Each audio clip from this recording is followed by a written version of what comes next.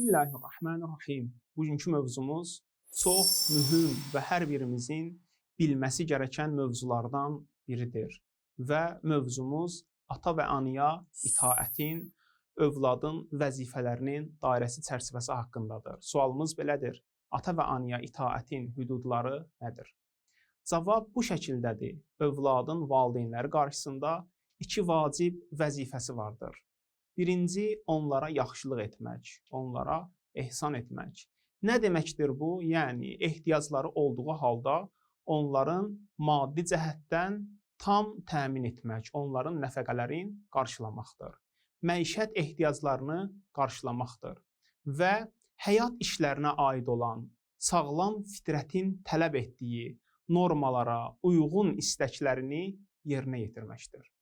Bunları tərk etmək onların yaxşılığına qarşı nankorluq sayılır.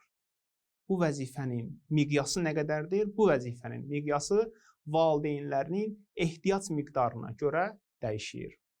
Bu birinci vəzifəsidir övladın. Övladın ikinci vəzifəsi, ikinci vacibi ata-anaya qarşı onlarla xoş davranmaqdır. Onlar övlada qarşı haqsızlıq etsələr belə, bura mühümdür. Onlar övlada qarşı haqsızlıq etsələr belə, övlad onlara sözdə və ya əməldə pislik etməməlidir. Kəm söz belə deməməlidir.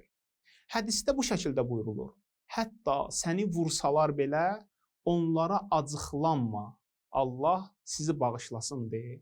Elhamdülillahi Rabbil aləmin və sallallahu alə Muhammedin və alihi tahirin.